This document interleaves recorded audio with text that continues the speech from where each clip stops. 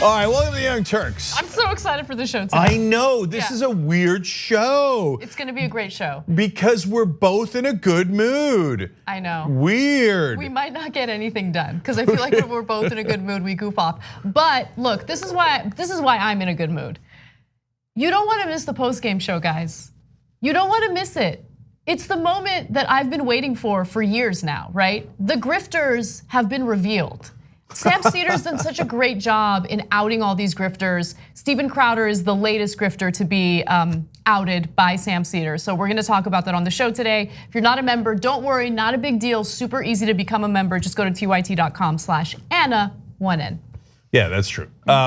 So is that out, since he was outed, outer with Crowder? Outer with Crowder.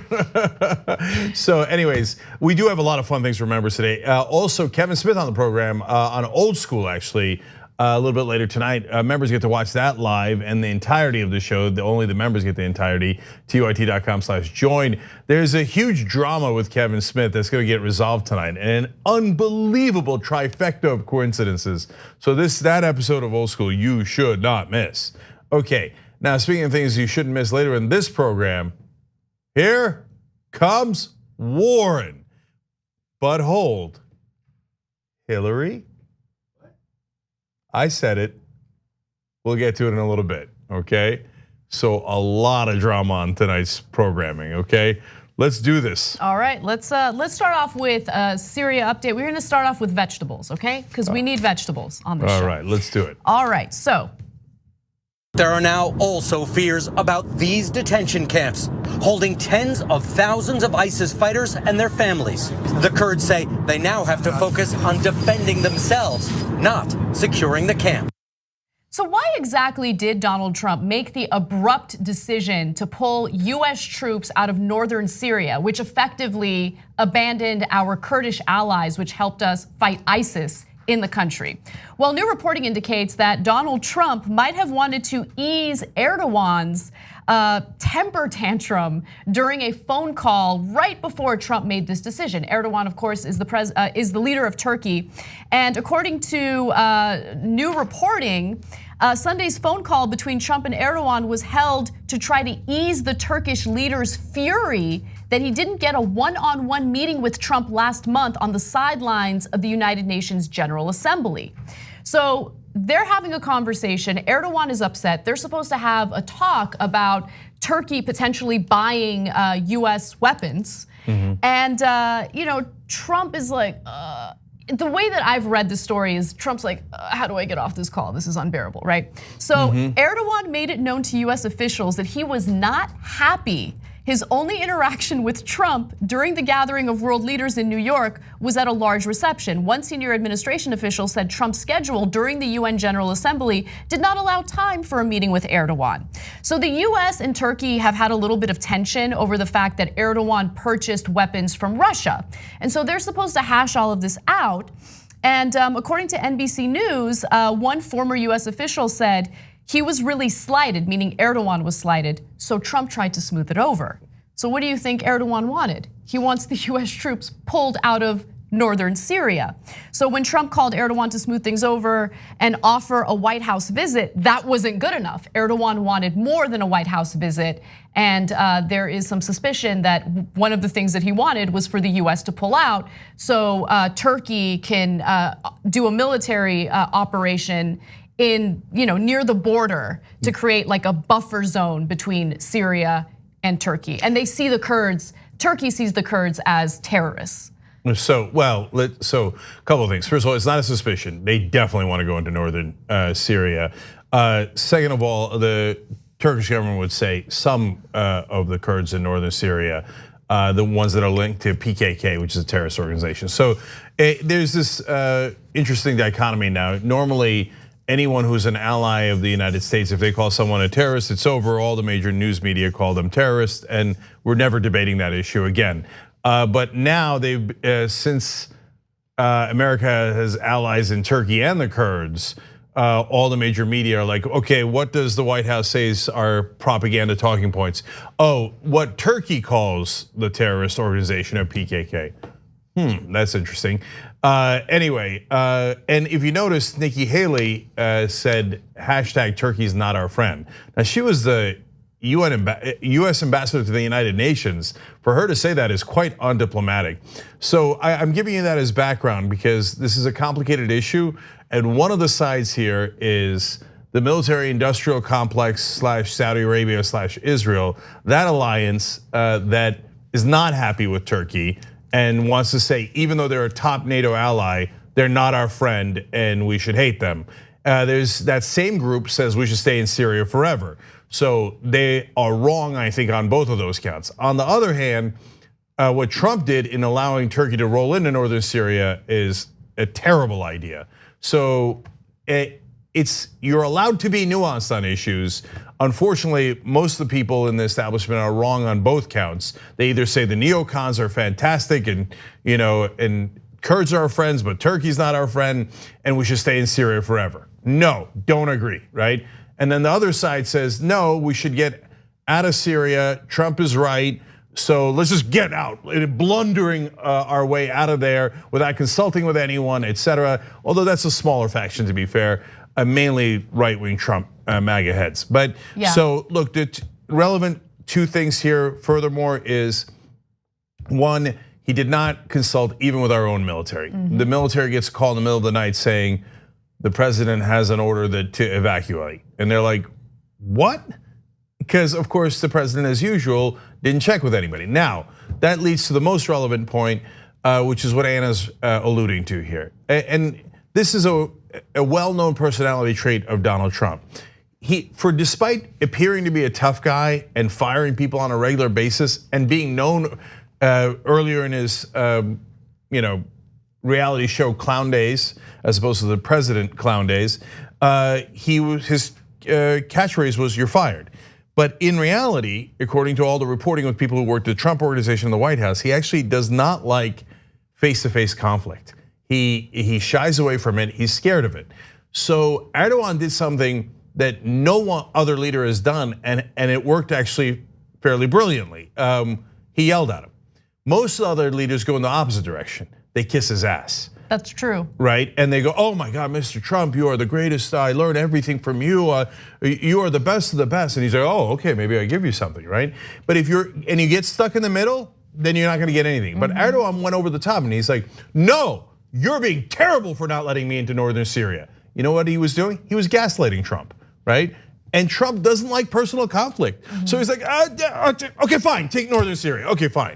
Yeah, actually, I wanna read a portion of NBC's report on this because it shows you a lot, including Donald Trump's lack of critical thinking when it comes to situations like this. So pay close attention to what NBC reported here. Trump told Erdogan that a moderate incursion into northern Syria, such as clearing out a safe zone, would be acceptable. But he said a large invasion that leads to major combat operations would be unacceptable. If Turkey did launch a large military operation, Trump warned Erdogan the US would completely withdraw from Syria, according to one senior US official. Okay, wait a minute, hold on. So that makes no sense. That makes no sense. So Trump is telling Erdogan, well, if you do a moderate incursion and you do this as a way for your own national security because you consider the Kurds a threat, fine. But if you do a massive military operation, well, we don't accept that. And so we're gonna enable you by pulling our troops out of the region. No sense. Trump's former special envoy in charge of fighting ISIS quit earlier because he's like, this guy doesn't know what he's talking about, has now come out and said he has no idea what's happening on the ground. So first of all, two huge wins for Erdogan in that conversation. When he says, well, you could do a moderate invasion rather than a huge invasion. What does that even mean, by the way? Erdogan's probably looked at his advisors like, how could he tell if it's moderate? Sure, yes, thank you, I'll take it, right? And then he says, but now remember, if it's not moderate, I'll withdraw all my troops. Erdogan's gotta be like, oh, okay, well, I'll have to look out for that. Yeah, big, big, it'll be a big military operation, strong, so strong. Yeah, I will withdraw very strongly if you come in too strong into Syria. And he's like, Yeah, don't tell him you want it. Don't tell him you want it. Oh yeah, don't do that, Mr. Trump. You got me on this one. It's insane. So look, in a sense, I hope we dodged the bullet by when fascism came to America, it came in the form of a clown.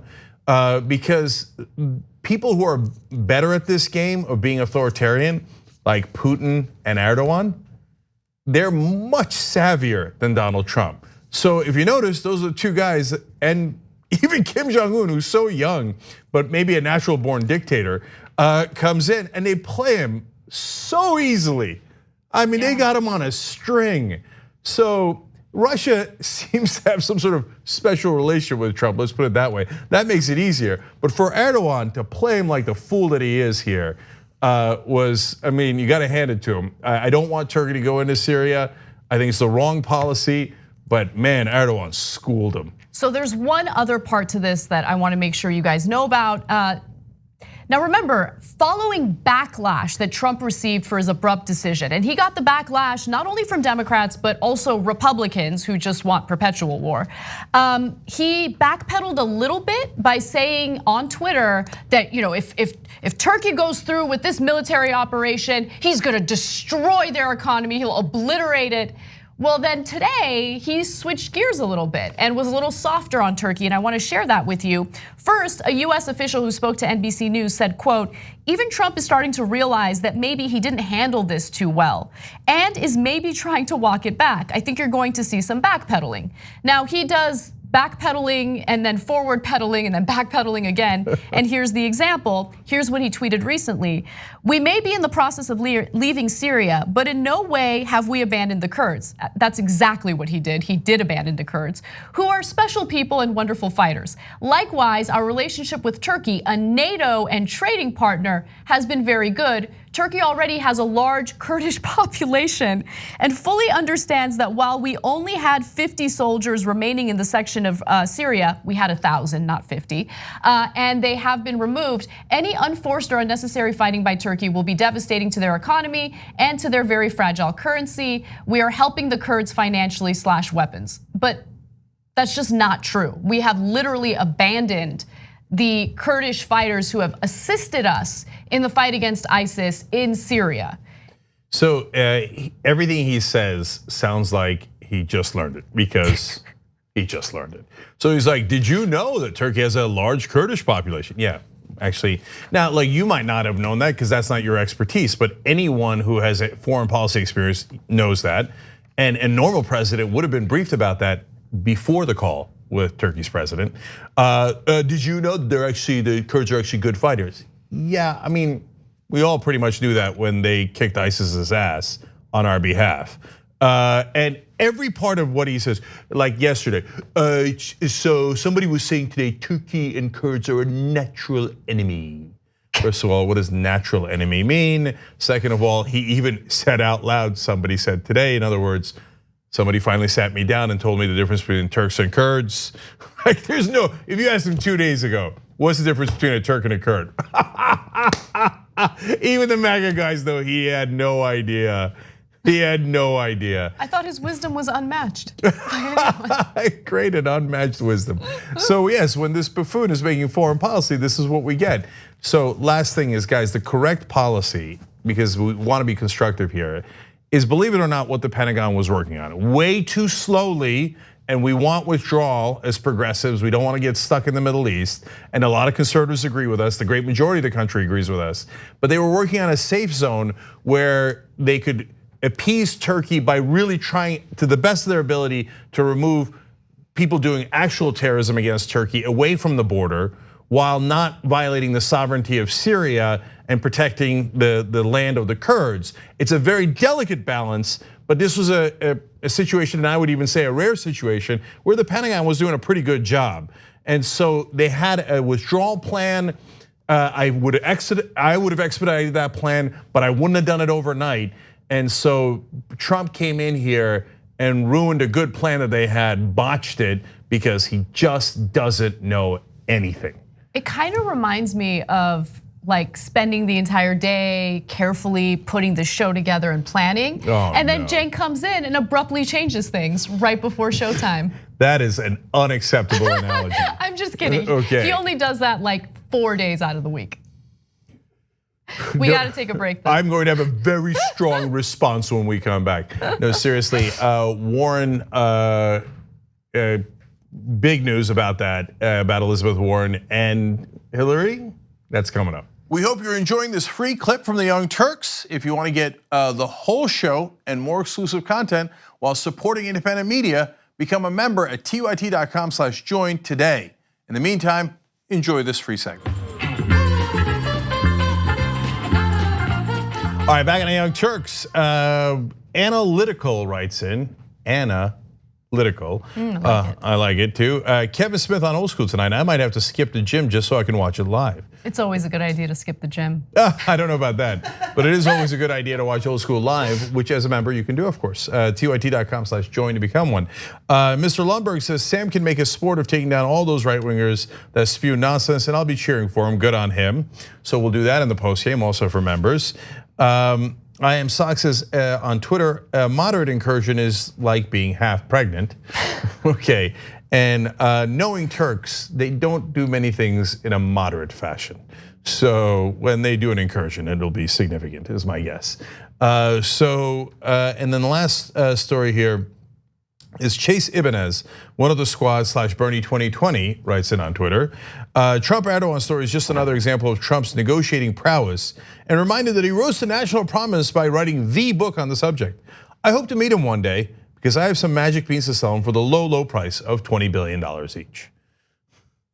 If you yell at him enough or you compliment him enough, he might do it, except he doesn't have that kind of money, of course. All right. What else? Few announcements for you. So as you guys know, we have a few partners, and it's really, really hard to find companies that we agree with and really like their business model. NordVPN is a wonderful service that you should look into if you're concerned about protecting your online activity. Go to nordvpn.com/TYT and you'll get a discount. In fact, it's 70% off for 3 years. You get your first month free. And if you break it down by month, it's only $3.49 per month to protect your online privacy. So check it out, nordvpn.com/TYT.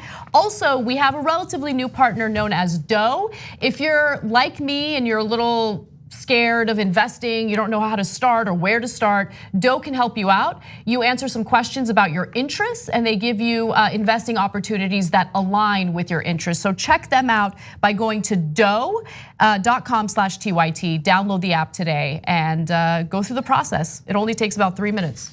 Yeah, Doe is also disrupting the industry and undercutting people's rates to give consumers better rates, et cetera. So I like them a lot, and they help you to understand your finances better. Okay, so here we go. I got the next story for you. Here comes Warren. There goes Biden. We have a new leader, ladies and gentlemen. Elizabeth Warren has taken the national lead.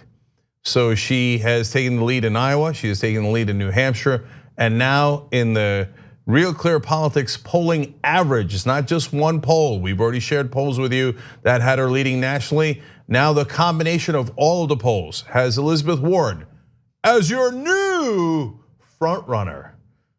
Biden, bye-bye. 26.6 for Warren, 26.4 for Biden. Sanders rounds out the top three at 14.6. The others combined, Buttigieg, Harris, and Yang, do not equal Sanders' number. So we have a very clear top three, and at this point, a clear top two. So, but that my sense of it is that will change because once Biden starts falling, he can't get back up. Even Corn Pop can't help him get back up. And there's no clap on, clap off. No, gone. And so my prediction, and I think I've been pretty good on this, guys, and you could see with your own eyes, when Yang was way down, I said he'd be in the top 6. Oh yeah, look at that, there he is in the top 6. When no one else believed that, I said Warren would get to the top or would rise up when she, at the beginning of the campaign, was counted out, so here we are. So when I tell you that Bernie will pass Biden, I think that I've earned some credibility in that. On the other hand, you know what? I'm going to skip ahead here for one quick second to graphic 3. The mainstream TV pundits, what did they tell you? They thought that Senator Amy Klobuchar had a chance. Let's see where she is. 1, 2, 3, 4, 5, 6, 7, 8, 9. Oh, ninth in the top 10 slot, 1.2%. They had their money on Klobuchar. We had our money on Warren and Bernie. Oh, look at that, they're in the top 2. And I said that Yang would pass Klobuchar, and at the time, people were like, oh, please, Klobuchar is a beloved senator. She's an insider. Yang, no one knows Yang. By the way, how's that not an amazing story? They should be covering Yang day in, day out for what he's accomplished with no infrastructure, no help, etc. Anyway, back to the main story. I wanna show you the trend so you get a sense of how clear this is. So this is the graph of all how things have gone since July 17th of 2019. You see that Sanders, the blue line, was staying pretty consistent. In fact, he'd gone up 2 points over the last 2 months, but it takes a dip at the end for the probably very, very likely for the health reasons. And then Warren is the brown line, skyrocketing up. Biden has been partly going up and down, as you see in that green line, but when you look at the overall race from where he began, he has lost a giant lead. He had a 20-point lead in the beginning, and now he's in second place. So Elizabeth Warren in fantastic shape. Overall, progressives in unbelievable shape. And so now, I said earlier, if part of the reason Elizabeth Warren was getting okay press was because Bernie Sanders is still in the race, and so it was like, she's not Bernie, right? But that if she became the major factor, the press would descend upon her, and that has begun. It has begun in earnest. Now, hey, what about her teaching job back in 1971? What about a speech she gave when she was a Republican? So here they come. Partly because she's a progressive and is a threat to the system, and partly because, to be fair and honest, she's the front runner now. And so front runners get more press scrutiny. So you'll see a lot more of those stories about her. But one other fascinating thing that happened now that Warren is taking the lead. Well, look, the establishment always had doubts about Biden. They support Biden, but they had doubts. Now with Biden going down, they know I'm right. They don't know me personally, some of them do, but most of them don't. But they know the idea is right, that once Biden slips a second, he's gone, it's over, right? So, and if you saw the numbers there, Harris and Buttigieg are the other establishment candidates, and they are really low. I mean, they're not anywhere near Bernie Sanders, let alone Warren and Biden. So this happened today. Donald Trump tweets, I think that crooked Hillary should enter the race to try and steal away from uber left Elizabeth Warren. Only one condition, the crooked one must explain all of her high crimes, blah, blah, blah. Then look at Hillary Clinton. She comes in with a clapback. Don't tempt me, do your job. Uh-oh, okay. Wow. Drums. So look, on the one hand, if she's just clapping back, I like it, and you go get him, okay? And she should be super tough against Trump. She shouldn't hesitate at all in saying all the horrible things that he is and has done, etc. On the other hand, there is now actual buzz that she might enter the race. Oh, come on. Yes, Come yes, on. yes. All over Twitter, it's happening, it's begun. And hold, there's more data about that. You know, she just did a book tour. That's what you do before you launch a candidacy. And everybody kind of ignored it because they're like, she's not really gonna do it, is she? And then she puts that tweet out there. It's not just striking back against Trump. That's dipping your toe in and seeing how warm the water is. Oh my God. So here comes Hillary. Look, at the end of the day, I doubt it, and it's a really bad idea. But now it's on the board, and part of the reason it's on the board is so if you like, there is no conspiracies, guys. There's no smoke-filled room. So if you're wondering, well, what do you mean the establishment and how does that work? No, it's people that are in the same bubble. So what Hillary Clinton is probably hearing now is, oh my God, Joe's going under. I mean, are you thinking about it? Are you thinking about it? You should do it. You should do it because everyone around these powerful people are yes men. So I'm sure that almost everyone that Hillary talks to is like, oh God, Hillary, you got this. Oh my God. You got this. I think you should do it. I mean, you got to think about it. You got to think about it. You owe it to the country to think about it. They'll say it in those terms. They'll say, oh, Warren and Sanders aren't going to beat Trump. That's a disaster. You can't let that happen. Because they all live in Washington, they think like that, right? So So it's a big day in the presidential election because of that. And the last thing that's now back to what is likely planet Earth, right? Because at the end of the day, I still don't think Hillary's going to run.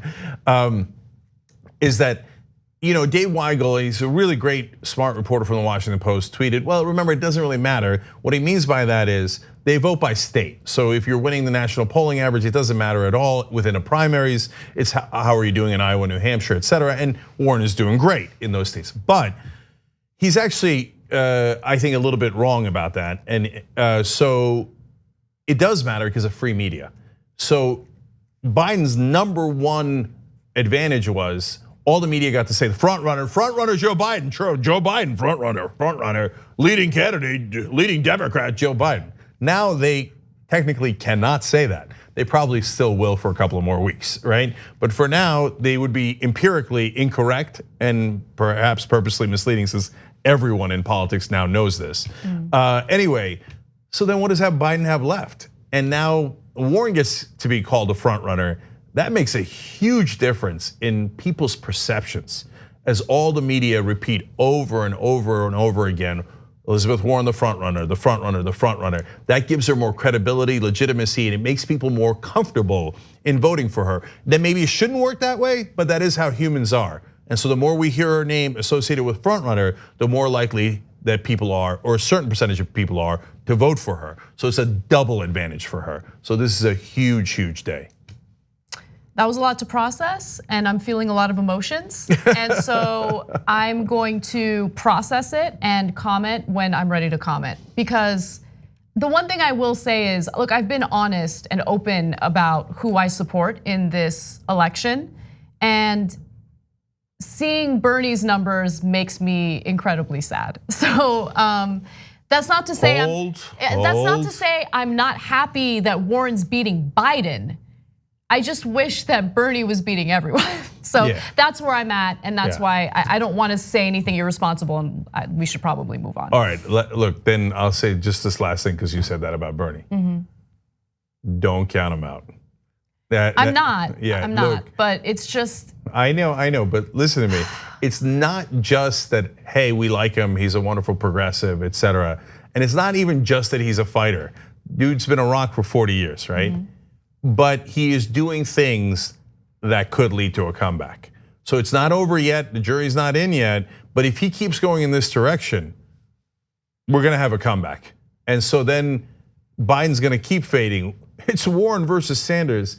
I know people are falling into different camps, I get it, but just pause to note that that is a dream come true for progressives. It's a good place to be. It's a good place to be. Yes. Yeah. All right, you want to do the next story? Yeah, I do. Okay, let's do it. The White House has released a letter indicating that they will not cooperate with the impeachment investigation into Donald Trump's conversations and dealings with Ukraine and possibly other foreign leaders. Now, as we all know at this point, Donald Trump spoke with the Ukrainian president and pressured him to specifically do an investigation into his political rival, Joe Biden. He also communicated with the leader of China and encouraged China to do an investigation, not only into Biden, but also Elizabeth Warren, which gives you a sense of what Donald Trump is doing. He's not trying to root out corruption. He's trying to do whatever it takes to increase his chances of getting reelected. I just got to step in for 1 second there. Look, as always, we've told you, not bright enough to cover up his crimes. No person who is in any way sophisticated or who is like really not mentally challenged would put both of the Democratic frontrunners into the same conversation with a foreign country. You would maybe put them in different conversations. You would put Chinese people around them or Ukrainian people around them to make it seem like you really care about corruption in Ukraine or China. But only an idiot of idiots would say to a foreign country when it is illegal to do so, can you look into both of my Democratic opponents? Thereby removing any doubt at all that this is about getting help for his political campaign and not a legitimate foreign policy purpose. And that is the exact idiot that Donald Trump is. Yes, exactly. Now, this story broke right before we went on air, but I want to read you just one small portion of the letter that the White House sent to congressional Democrats regarding their unwillingness to cooperate with this investigation. The letter says, "Your unprecedented actions have left the president with no choice. In order to fulfill his duties to the American people, the Constitution, the executive branch, and all future occupants of the office of the presidency, President Trump and his administration cannot participate in your partisan and unconstitutional inquiry under these circumstances." So the question remains, what will congressional Democrats do? They've talked the talk, but will they walk the walk? If they subpoena members of Trump's administration and they just flat out ignore those subpoenas, are they gonna hold those individuals in contempt of Congress? That's what they've claimed that they do. But saying you're gonna do it and then actually doing it, two completely different things. So I think Democrats, even with this impeachment investigation, have been devastatingly weak in their messaging, but we'll see what they do following this letter. Now, with that said, the State Department stepped in and prevented Gordon Sondland, a key witness in the impeachment investigation, from testifying or appearing before House Democrats for a deposition. Sondland is the ambassador to the European Union, and he was actually involved in text messages that revealed that there was a quid pro quo between Donald Trump and the Ukrainian president. Now, the House Intelligence Committee chairman, Adam Schiff, and the chairman of two other House panels said that they would issue a subpoena to Sondland following news that he would not appear before congressional Democrats. And so Sondland's lawyer said that his client was, quote, profoundly disappointed that the State Department did not allow him to testify, and expressed hope that the issues raised by the State Department, the agency, would be resolved promptly to allow him to testify. In fact, let me give you the exact statement from Sondland's lawyer. Ambassador Sondland believes strongly that he acted at all times in the best interest of the United States, and he stands ready to answer the committee's questions fully and truthfully. So before we go to some video on this, Cenk, do you want to jump in? Yeah, so two things here. One, I'm gonna go back to the Warren and Biden being in the same conversation when he's talking about so-called corruption in a different country. I mean, how could you be so maniacally stupid? It's like, oh, you know what, I care a lot about corruption in Botswana. That's why I'd like you to investigate Biden and Elizabeth Warren and Pete Buttigieg and Andrew Yang. You're like, really? You care about corruption in Botswana? Okay, all right. Like, but the MAGA guys are like, no, it's possible. Yeah, I think so. It's possible. Wants to drain the swamp. Yeah, drain the swamp in Botswana. That's why he asked about Andrew Yang. Okay, whatever gets you through the night. Okay, now to Sondland. So there's an intriguing possibility here. It's not gonna happen. It's a low probability event, but I wanna say it anyway. So Sondland's a huge Trump backer. So you could tell in two different ways. One, he gave $1 million to his inaugural committee. That's a pretty good sign, okay? In fact, he has that position because he's a huge donor to Donald Trump, his campaign, his inaugural committee, you name it. Sondland has basically, done what we call legalized bribes, and that's how he got the position. In the first place, he runs hotels. What's he doing as an ambassador to the European Union? But to be fair, that is normal systemic corruption that both parties engage in. Obama did it all the time. All of the presidents do it. You give me a lot of money, I make you the ambassador to wherever, who cares? This is how corruption works. And that should be outlawed. Totally agreed. Yep. We need real ambassadors, not some rich dudes who bribed presidential candidates. Anyway, but he's 100% Trumpy. And the second way you could tell is in the text. So one of the diplomats says, this is really wrong to hold up foreign aid to help Donald Trump's political campaign. Sondland comes in with, now remember, Donald Trump was very clear about that. That is not his intention. This is not a quid pro quo, and let's get off text immediately. So he's trying to cover Trump's ass. He knows that that's the reality. He doesn't want it in writing. So Sondland's saying, I'm ready to testify. And he's probably thinking, here we go again, you knucklehead. I'm gonna support you 100%. You're taking heat for no reason. Let me go testify, right? And I'll tell him, oh, you were great and you didn't do quid pro quo and I earned the spot. I mean, it had nothing to do with the $1 million I gave you. I'll tell him all the pretty little fairy tales that we tell in Washington, right? But there is like a small percentage chance that if it's not Sondland, that a guy like Sondland, who's a Trumpy, who's gonna come in one day and go, look, I gave the guy $1 million.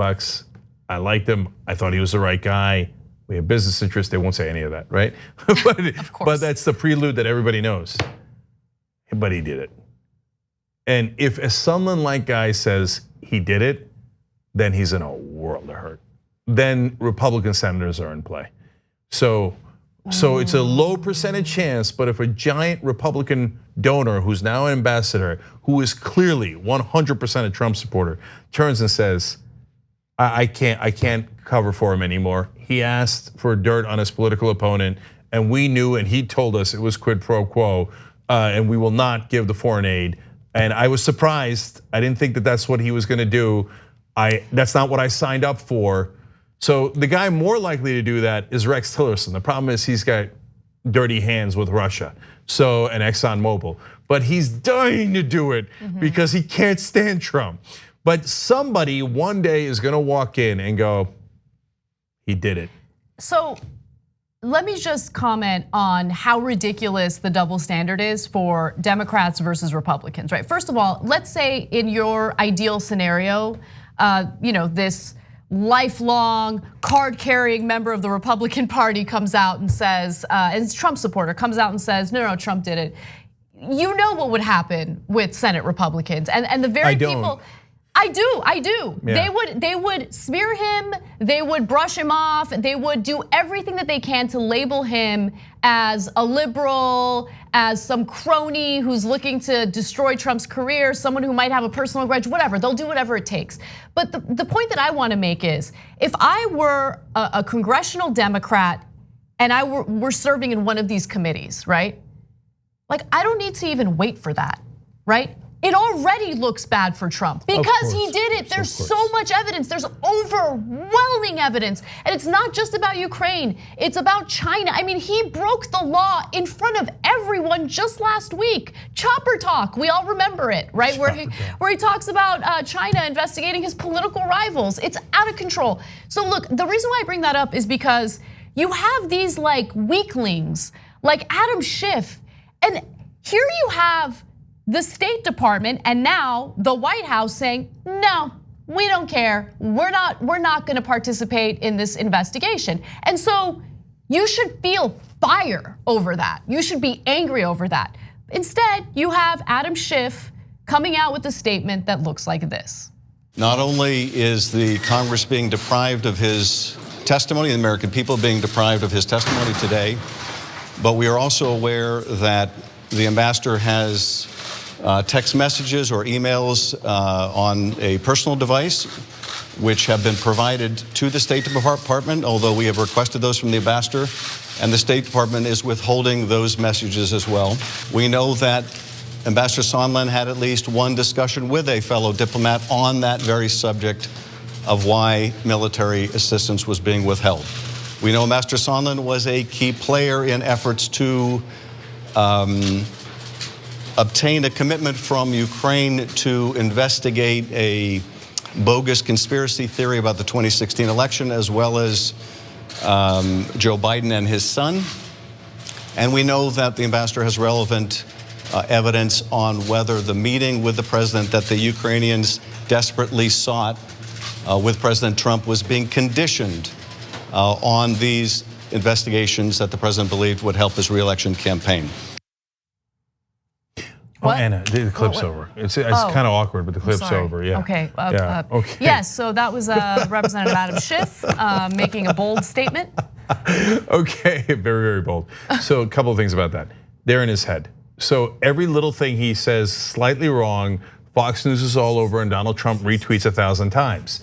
So that's why he's being even more careful. And you could see him pausing and like, I'm not saying anything wrong that Fox News is gonna yell at me for, am I? Let me keep talking in like really boring ways and be really, really, really careful. Okay, no, like, I grew up watching wrestling. I'm like, please tag out, right? I'm like dreaming of a scenario where he just like reaches over and tags, oh no, it's Ojeda. No, it looks like he's gonna pass out. I know, more pass out more than tag it. And Ojeda comes in and goes, listen, he goes,